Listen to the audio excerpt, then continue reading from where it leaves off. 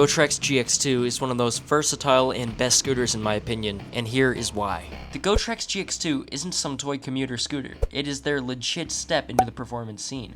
You're looking at dual 800 watt motors with peak output pushing past 2,500 watts. This thing rips. You'll hit speeds in the mid-30s and hills that normally kill cheaper scooters barely slow it down. Range is where it flexes even harder. Gotrax rates it around 40 miles per charge.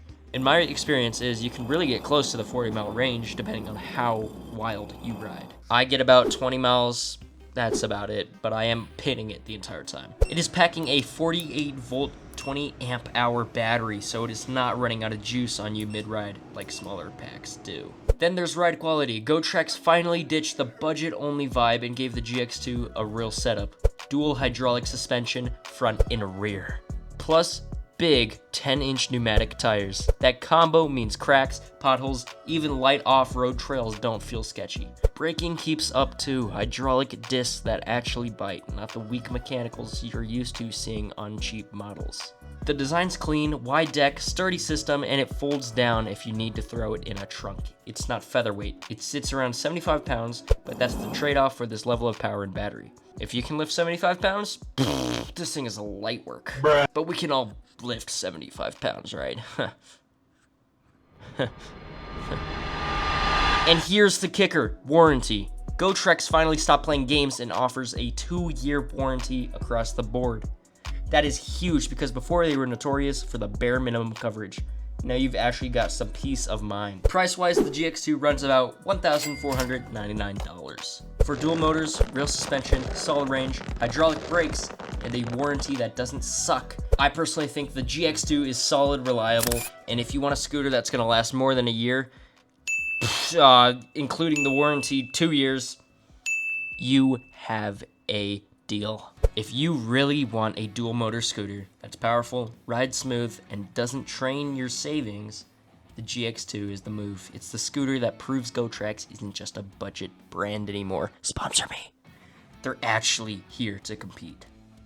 With this scooter, I can actually peek into people's backyards because it lifts me off the ground so high. I don't know, nifty feature. This thing lets you invade privacy. And you can do a little bit of jumps on it, which is nice. It's also able to handle water, which is nice. Just a little bit of water, not fully water. This John is fast though. This is not very fast on camera because GoPro never picks it up. But this is a fast scooter. It is shaky, but I mean it is a scooter, so can you really blame the scooter? Ooh. Oh. Some things I don't like about this scooter are the thumb throttle. This sucks. Can you blame him though? Also, the bell sucks. Absolute trash. You can barely hear that. They should just add a horn. Like this mini horn. Another thing is the brakes. The rear brake is on this side where the throttle is, which means it's really hard to wheelie. Those should be reversed in my opinion. But the suspension really works. I mean, without the suspension, you'd probably be cooked and die. It looks very, very nice, too. Like, just by the look of this is probably one of the best-looking bikes. Scooters you can get on the market. You've got a nice bright light here. LEDs all over. If you do need a commuter, this thing is amazing. I also built my channel on this, so pretty nice. Now, the tires are actually like street and dirt tires. These are like multifunctional, kind of like Shinkos. So you can take this on the dirt too if you really want to. We'll do that here.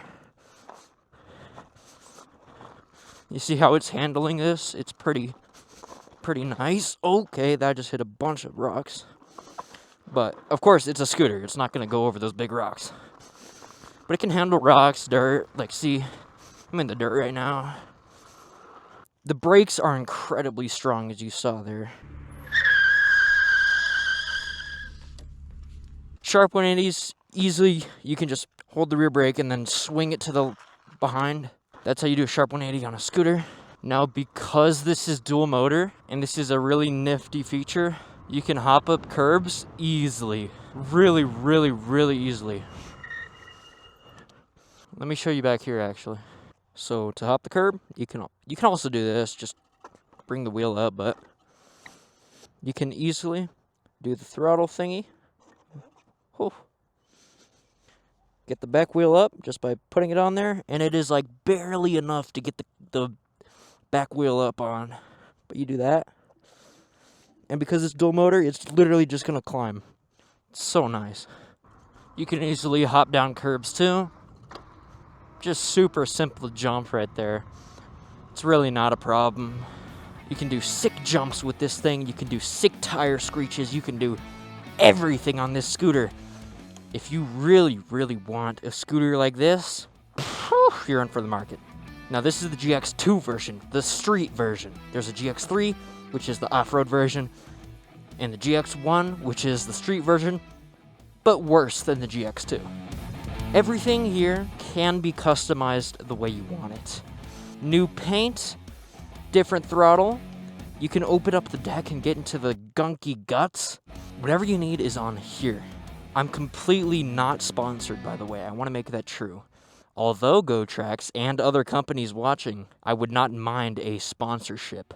This scooter completely blew my mind out of the box. It was way better than what I expected it to be. And for the price, it's really not that bad if you have a job. So, it comes to the conclusion. Would I buy this scooter again? I would say yes. Now, with what I'm doing and where I live, I would get the off-road version. But if you're doing a street riding, if you want mainly street riding and a little bit of off-road, get the GX2. Strictly off-road, GX3. I mean, it can do street, not as good though. This thing is so nice. And with that, I gotta say, have a good night. Peace out. I will play the intro right now.